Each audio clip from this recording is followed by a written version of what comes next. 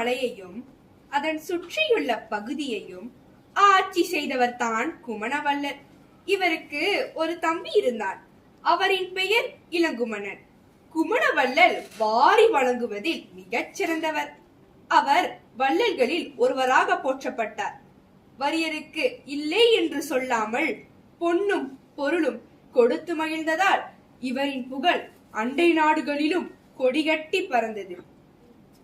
தம்மை நாடி வரும் புலவர்களுக்கு இல்லை என்று சொல்லாமல் வாரி வழங்கினார் குமணவள்ளல். பொறுமை இழந்த இளங்குமணன் தன் அண்ணனை கொல்ல சூழ்ச்சி செய்தான். இதை அறிந்த குமணன் நாட்டை துறந்து காட்டிற்கு சென்றார். குமணன் நாட்டை விட்டு சென்றாலும் அந்நாட்டு மக்கள் அவரின் புகழை பாடிக்கொண்டே இருந்தனர். இதனால் கோபமுற்ற இளங்குமணன் தன் அண்ணன் குமணனின் தலையை கொய்து எடுத்து வருபவர்களுக்கு 1000 பொற்காசுகள் வழங்கப்படும் என்று அறிவிப்பு செய்கிறார். அப்போது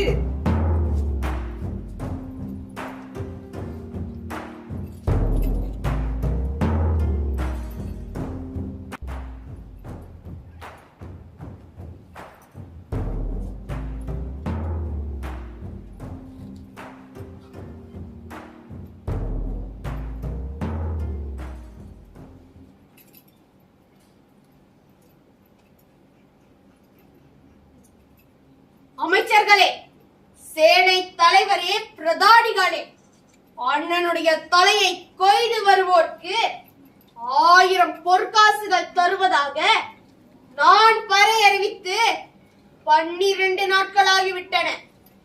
இதுவரை ஏன் யாரும் வரவில்லை? குமண அண்ணன் யார் கண்ணிலும் படாமல் மறைந்து வாழ்கின்றாரா, இல்லை என் கட்டளைக்கு மதிப்பில்லையா? அரசே, ஆவேசப்பட வேண்டாம். ஆமாம் அரசே, நாங்கள் மீண்டும் பறை அறிவிக்கிறோம். அரசர் வாழ்வு. காட்சி 2.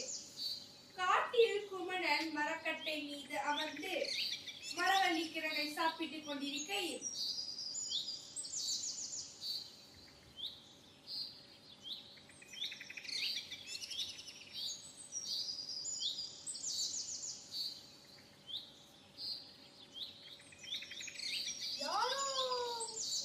வருகிறார். அறிவுச்சுடர் வீசுகிறது. தோற்றத்தில் வறுமை கூடி இருக்கிறது. உழவர் போலும்.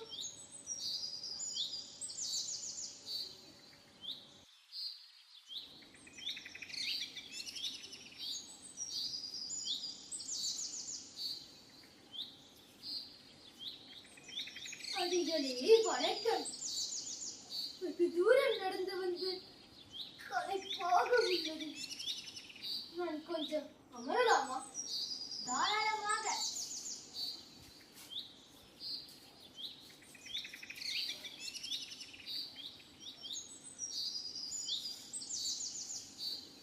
ஐயா, இந்த கிழங்கை சாப்பிடுங்கள். நன்றி.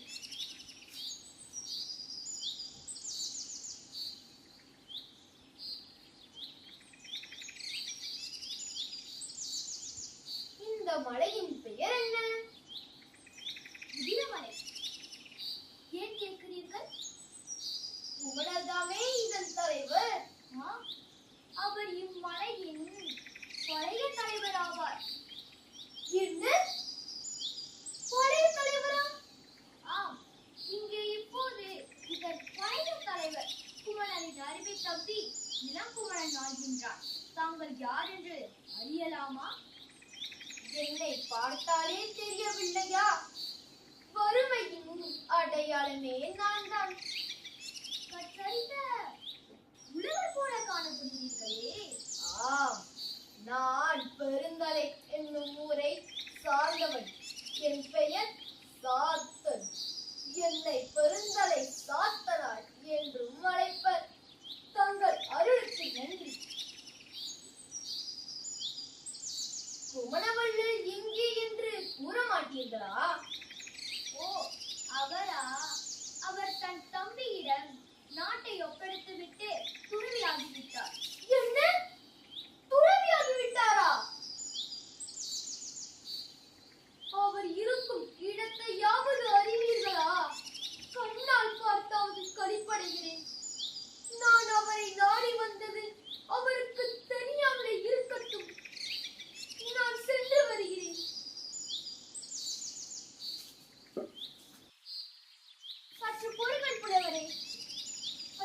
கூறுகிறாயா? ஆம் புலவரே, உண்மையை கூற வேண்டிய நிலை வந்துவிட்டதால் கூறுகிறேன். அவன் தம்பி அவனை கொள்ள சூழ்ச்சி செய்தான். அதை அறிந்த குமணன் அப்படி தம்பியை சாராதிருக்க துறவியாகிவிட்டார். அவன் அரசராக இருந்த போது வாரி வாரி புலவர்களுக்கு பரிசுகள் அளித்தார். தம்பிக்கும் நாட்டை வழங்கி துறவியாகி விட்டாரா? அத்தகைய வள்ளல் ஏன் அப்படி செய்தார்? முன்னே வாரி கொடுத்தான். இப்போது அவனை நாடி வந்தோர் வெறுங்கையோடு திரும்புவது பெரிய இழிவன்றோ? வள்ளல்களின் புகழை வழுக செய்யாதா? நான் அவரிடம் செல்ல மாட்டேன். உள்ளத்தை புண்படுத்த மாட்டேன். இப்படியே செல்கிறேன். நான் வந்ததை தாங்களும் அறிவிக்க வேண்டாம். புலவரே, அப்படி என்னால் இயலாது. அவனே தங்களை அறிந்து கொண்டான். என்ன? அறிந்து கொண்டாரா? எவ்வாறு அறிந்தார்? இதில் வியப்படைய ஒன்றுமே இல்லை. அவர் தங்கள் எதிரிலேயே தங்களிடம் உரையாடி கொண்டேன் பின்னர் போல உட்கார்ந்திருக்கிறார். என்ன? என்ன? குமணரா? வள்ளல்களின் தலைவரா? என்ன கொடுமை! உங்களுக்கா இந்த நிலைமை? தங்களை கண்ணாலே கண்டு மகிழ்ந்தேன். இது ஒன்று போதும். இப்போதே நான் விடைபெறுகிறேன்.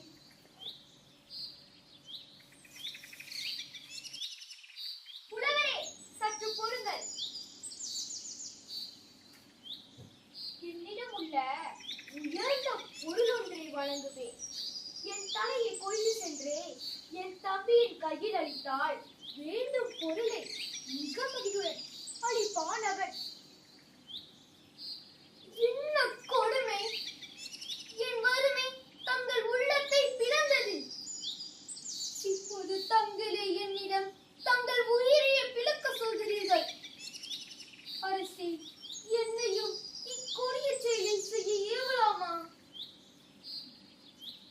என்னை சோதனை செய்யாதீர்கள். வருந்த வேண்டாம் புலவரே. என் நோக்கம் இரண்டு.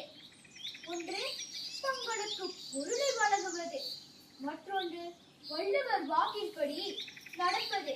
கொடுக்க முடியாமல் இருப்பதை விட இறப்பதே இனிது என வள்ளுவர் கூறியுள்ளார்.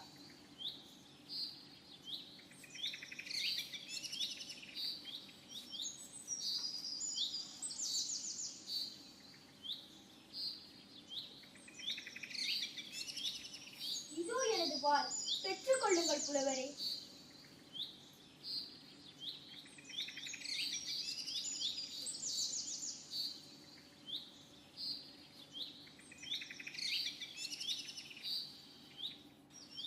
எனக்கு உறுதி ஒன்று அளிக்க வேண்டும்.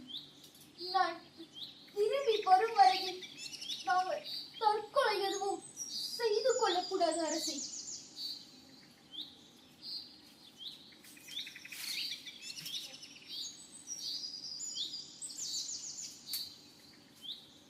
நல்லது புலவரே, அப்படியே என்னை கட்டுப்படுத்தி விட்டீர்கள். தங்கள் சூழ்ச்சியை நான் மெச்சுகிறேன். விடைபெறுகிறேன் அரசே. சென்று வாருங்கள் புலவரே.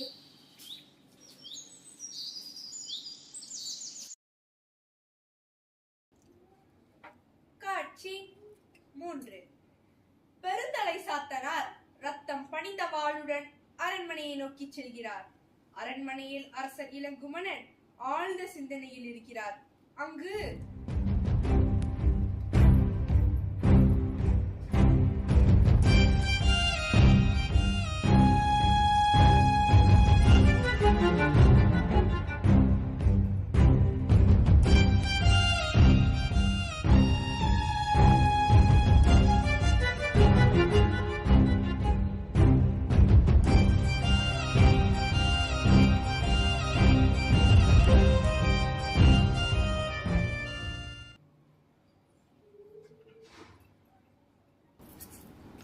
என்ன உள்ள கலக்கம் அரசே! அழைத்தீர்கள், வந்தேன். ஒன்றும் பேச நீங்கள் உலாவுகிறீர்களே? ஏனோ தெரியவில்லை. என் உள்ளம் அமைதியின்றி தவிக்கின்றது நண்பா. நாம் ஆட்சியேற்று எவ்வளவு காலம் ஆயிற்று? இப்பொழுது நாடு எப்படி இருக்கிறது? ஐயோ, இதைதான நினைத்து கலங்குகிறீர்கள்? நானும் என்னவோ ஏதோ என்று நினைத்து கொண்டிருந்தேன். கையில் தேன் கிண்ணம் இருக்கும் போது கசப்பு மருந்தை நினைத்து கொண்டிருக்கிறீர்களே. சிறிது குழப்பம் இருக்கத்தான் செய்யும். நான் பார்த்துக் கொள்கிறேன். தாங்கள் விருந்தினர்களோடு இனிமையாக பொழுது போக்குங்கள். சரி நண்பா. அமருங்கள்.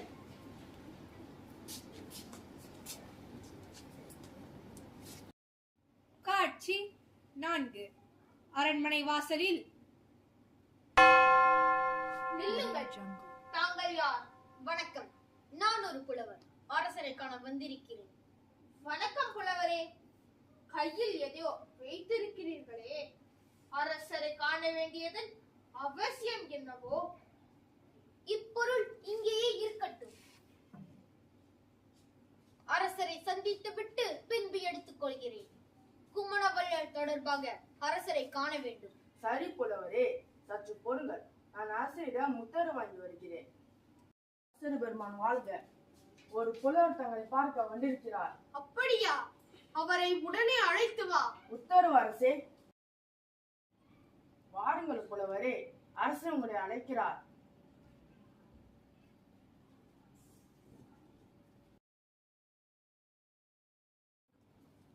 நீண்ட நாள் கழித்து ஒரு புலவர் அத்தி பூத்தது போல வந்திருக்கிறார். வாருங்கள் புலவரே, வாருங்கள். அரசர் வாழ்க. அமருங்கள். தாங்கள் யார் என்று நான் அறிந்து கொள்ளலாமா? நான் அரசே, உங்களுக்கு இவரை அடையாளம் தெரியவில்லையா? இவர்தான் பெருந்தரை எனும் ஊரை சார்ந்தவர். இவர் பெயர் சாத்தனார். முன்பே குமணவள்ளல் இருக்கும் போது பரிசை பெற்று சென்றிருக்கிறார் அரசே. நான் தங்களை தங்கள் நன்மையின் பொருட்டே பார்க்க வந்தேன். என் நன்மை நாடியா வந்தீர்கள்? கூறுங்கள் பார்ப்போம். அரசே, இவ்வுலகம் நிலையற்றது என்பதை யாவரும் அறிவோம். அத்தகைய உலகிலே நிலை பெற விரும்புவோரும் உளர் என்பதையும் அறிவோம். அது யாவரும் அறிந்ததே. மேலும் தொடர்ந்து கூறுங்கள். தங்களிடம் உள்ள செல்வத்தை ஏற்றோருக்கு மாற்றாமல் வழங்கி வள்ளல்களாக புகழால் உயர்வு பெற்றனர். பலர் தமக்கும் பிறருக்கும் பயனளிக்காத செல்வத்தை வீணே வைத்திருந்தார்கள். கொக்கின் தலையில் வெண்ணெய் வைத்து பீடிப்பவர் நீங்கள். தங்களுக்கு பரிசு கொடுப்பதால் நானும் இரவா நிலையை பெற வேண்டும் என்பதே தாங்கள் எனக்கு கூறும் நல்லுரை அல்லவா? அரசே, நான் வந்த நோக்கம் அற்ப பரிசில் என்று. உண்மையே குமணன் யானை பரிசுதானே கொடுப்பார். அதையே விரும்பி வந்திருப்பீர்கள்.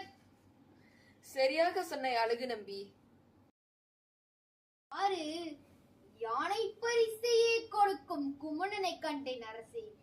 என்ன? குமணனை கண்டீர்களா? ஆம் அரசே, தாங்கள் பரிசு கொடுப்பதாக அறிவித்திருப்பதை அறிந்து அவர் தம் தலையை எனக்கு அளிப்பதாக கூறி தம் வாளை என் கையில் தந்தனர். என் தலையை கொண்டு போய் என் தம்பியின் கையில் கொடு என்றார். மரபின் மானத்தை காக்க எனக்கு அரசு அளித்த வள்ளலை என்ன செய்தீர்கள்? வறுமையின் அடையாளம் நான். என் மனைவி மக்கள் பசியால் வாடிக்கொண்டிருக்கிறார்கள். அவர்களின் பசியை போக்கும் பொருட்டு குமணனின் தலையை கொய்து வாசலில் வைத்திருக்கிறேன். நீங்கள் எனக்கு வாக்களித்தபடி 1000 பொற்காசுகளை கொடுங்கள். என்ன, குமணா அண்ணனின் தலையை கொய்து வந்திருக்கிறீர்களா? ஆம்.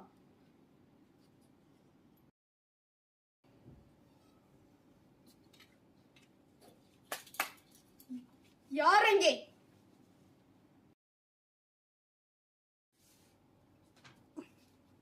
அரசே, சற்று முன் அரண்மனை வாசலில் நான் வைத்த பொருளை எடுத்து வா. அவரின் கட்டளையை நிறைவேற்றும் பொருட்டு அரண்மனை வாசலை நோக்கி ஓடுகிறான். துணியால் மூடப்பட்ட பொருளை ஏந்தியவாறு பெருந்தலை சாத்தனாரின் அருகில் வந்து தயக்கத்துடன் இருக்கிறான். அப்போது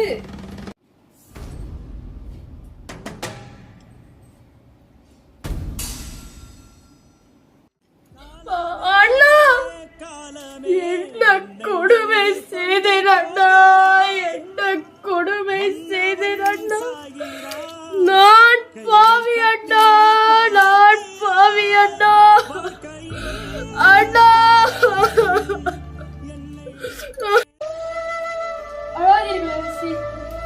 அரசே, பணத்தாசை பிடித்தவரே, உனக்கு ஏன் இவ்வளவு ஆசை?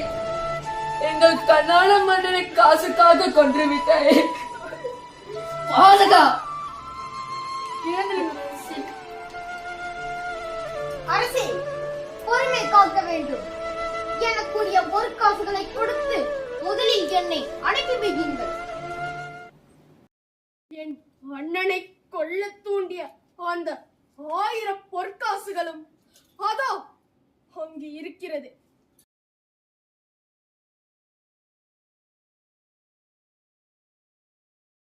அது உமது கையில் சேரும் முன் நான் என் அண்ணன் இருக்கும் இடத்தை சேர வேண்டும். அண்ணா, என்னை மன்னித்து உன்னையும் என்னோடு சேர்த்துக் கொள்வாயாக அண்ணா. அரசே, அரசே, உனது பரம்பரைக்கு மாறாக எப்படி உன் அண்ணனை காட்டுக்கு அனுப்பினாய்? அவரை எப்படி கொல்ல துணிந்தாய் என்று அப்போதே நான் சந்தேகப்பட்டேன். தான் ஆடாவிட்டாலும் தன் சதை ஆடும் என்பதை நிரூபித்து விட்டீர்கள். கெட்ட கூட்டத்தால் நீ சற்று தடுமாறி ராஜ்ய மோகம் கொண்டாய். இப்போது உன் அண்ணனின் வெட்டுண்ட தலையை கண்டதும் அங்கமெல்லாம் பதறி கதறி அழுகிறாய். உன் தலையை வீழ்த்த நீ ஓங்கிய வாள் இதுவரை நீ உன் அண்ணனுக்கும் பரம்பரைக்கும் இழைத்த களங்கத்தை வெட்டி வீழ்த்தி விட்டது. இளங்குமனா, அழாதே. கேள், புலவர்களையும் கலைஞர்களையும் இகழ்ந்தாய். அவர்கள் நினைத்தால் இறந்து போனவர்களும் எழுந்து வருவார்கள். என்ன சொல்கிறீர்கள் புலவரே? பெருமானே, என் அண்ணனை எழுப்பி தருவீர்களா? அவரை என்னால் மீண்டும் காண முடியுமா? அவரை அரியணை ஏற்றி மகிழ்தல் கூடுமா? குமணவள்ளலை கண்டு இந்நாட்டு மக்கள் மகிழ்ச்சி அடைவதை என்னால் காண முடியுமா? சொல்லுங்கள் புலவரே, சொல்லுங்கள்.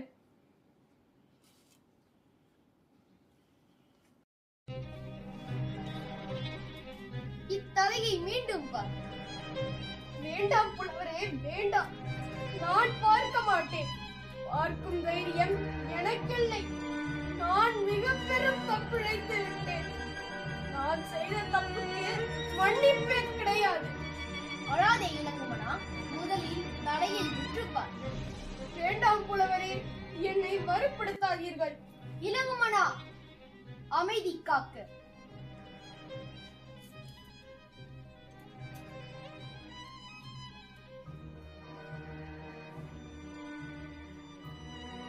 இது என் அண்ணனின் தலை அல்ல. என் அண்ணனின் தலை அல்ல புலவரே. உண்மைதான். ஈழத்து மாந்தை நகரத்தை சேர்ந்த ஒரு கலைஞன் செய்த கைப்புனை வடிவம் இது. கலைஞனது கைவண்ணத்தால் இஃது உயிருள்ள மனிதனின் வெட்டுண்ட தலையை போல் காட்சியளிக்கிறது. இத்தலை புலவனான என் கை பட்டதும் உன் உள்ளத்தில் உணர்ச்சியை தூண்டியது. உன் உண்மை அன்பையும் தூண்டி துடிக்கச் செய்தது. ஈகை வள்ளலாகிய குமணனை கொல்ல யாருக்கு உள்ளம் வருபடும்? கொடுக்க மனமுள்ளவர்கள் இருக்கும் வரையில் குமணனுக்கும் மறைவு கிடையாது, அவருடைய புகழுக்கும் மறைவு கிடையாது. ஈகையின் சிறப்பை இதிலிருந்து உணர்ந்து கொள்வாயாக.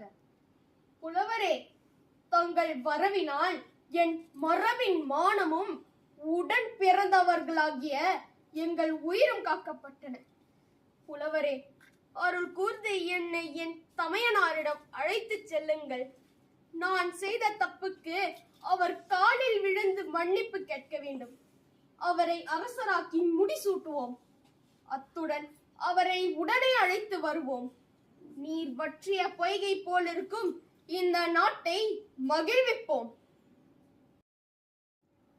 அரசே, முதலில் நான் சென்று தங்களின் அந்நியரிடம் இந்த நல்ல செய்தியை நவில்கிறேன்.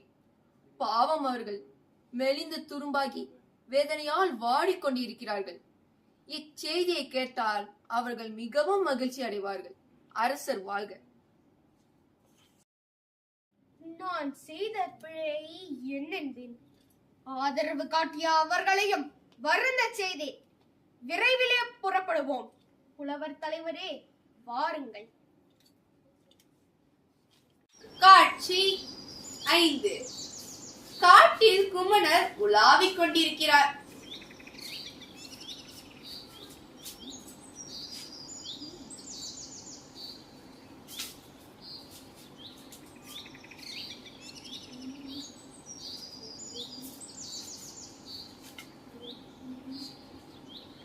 ஏன் புலவரை இன்னும் காணவில்லை?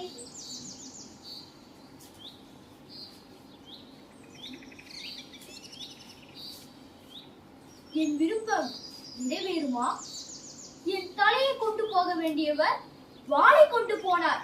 அவருக்கு பரிசு கிடைத்திருக்குமா?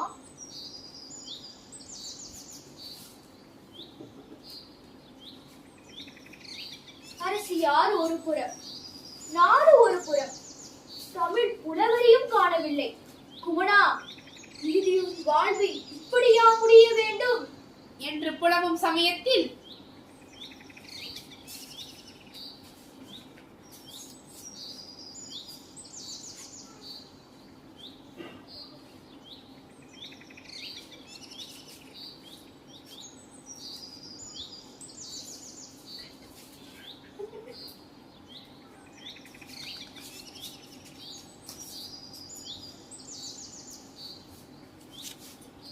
அண்ணா, அண்ணா, அண்ணா,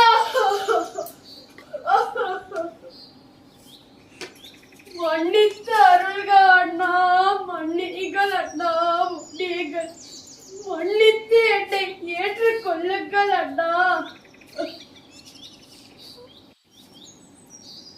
ஐயா சாத்தனாரே, இதெல்லாம் என்ன? ஏன் இவர்களை இங்கு அழைத்து வந்தீர்கள்? அரசே, நான் இவர்களை அழைத்து வரவில்லை. இவர்கள் தான் என்னை இங்கு அழைத்து வந்தார்கள். இப்போது உம்மையும் தம்மோடு வரும்படி அழைக்கிறார்கள்.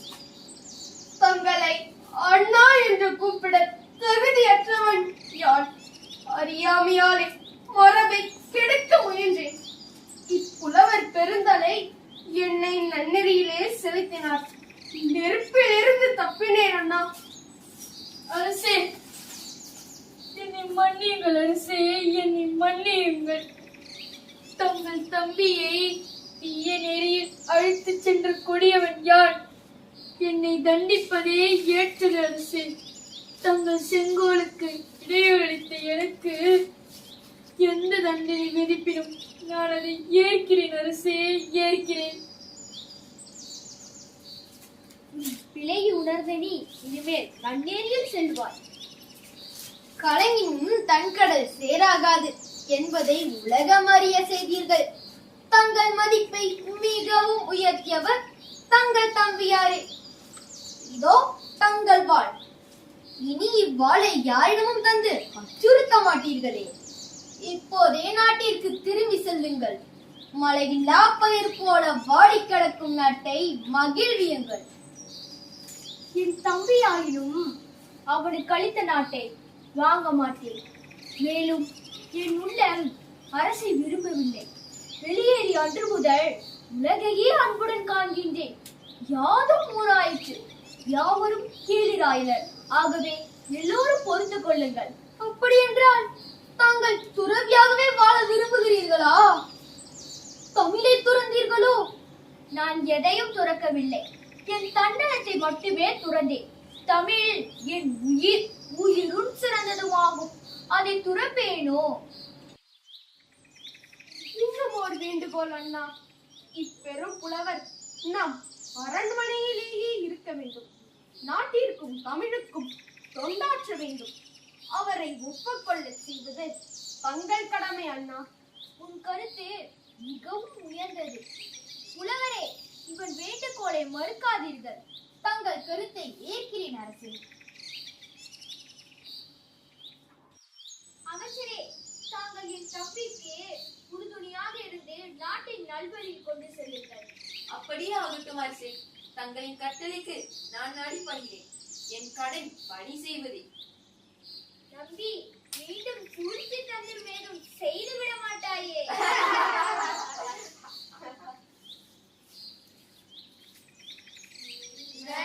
தமிழ் அன்னையும் தமிழ்நாடும் தமிழரும் வாழ்க. நன்றி. குமணா, இறுதியும் வாழ்வு இப்படியா முடிய வேண்டும்? குமணனாக வி. விஜயவர்மா. என் நன்மையை நாடியா வந்தீர்கள்? இளங்குமணனாக சாப்பொழித்தேன். ஆம், நான் பெருந்தலை என்னும் ஊரை சார்ந்தவன். என் பெயர் சாத்தன். பெருந்தலை சாத்தனாராக மூனவின்றான். ஆசை பிடித்தவனே, உனக்கு ஏன் இவ்வளவு ஆசை? அமைச்சராக ஜா அம்ருதன். கையில் தேன் கிண்ணம் இருக்கும் போது கசப்பு மருந்தை நினைத்துக் கொண்டிருக்கிறீர்களே. அழகு நம்பியாக பா. யுவனேஷ். அரசே, காவலாளியாக பி. சசி கணேஷ். தாங்கள் யார்?